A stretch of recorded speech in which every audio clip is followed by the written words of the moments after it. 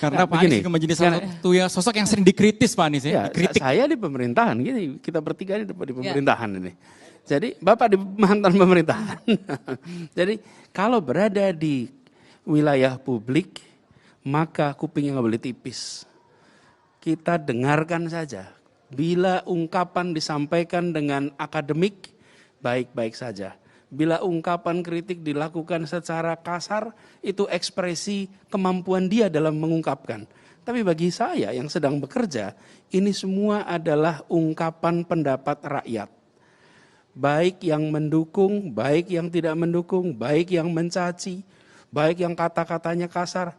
Makin kasar kata-katanya, itu makin mempermalukan dirinya sendiri, bukan saya. Jadi saya tidak perlu merasa masalah. Dan yang kedua, jangan tempatkan misalnya seperti Jakarta sebagai masalah pribadi.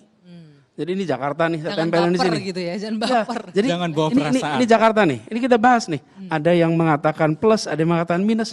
Saya sedang diamanati selama 3 tahun terakhir ini mengurus masalah di Jakarta. Apakah masalahnya baru mulai 3 tahun terakhir?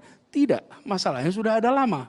Dan kemudian ketika orang mengkritik, rileks saja. Anggap itu bagian dari ungkapan pandangan. Karena itu saya ketika melihat ketika ada kritik keras, kemudian ada bahkan caci maki. Diserang buzzer juga sering ya di sosial media. Ya, bahkan begini, makin keras itu sebetulnya ini adalah catatan yang akan dibaca oleh anaknya dan oleh cucunya di kemudian hari. Dan ketika saya hari ini menjawab, jawaban saya juga jawaban yang akan direkam. Ini beda dengan dulu ketika catatan itu tidak ada. Hari ini apa yang kita katakan akan terekam hampir permanen. Ya, ada jejak digitalnya. Karena itu termasuk bagi buzzer, siapapun yang berungkap itu, jangan sampai di kemudian hari harus mendelete yang ditulis. Ketika seseorang mendelete yang ditulis, maka itu sebenarnya dia sedang mengatakan saya malu pada diri saya sendiri. Nah, jadi saya kalau melihat ini proses demokrasi.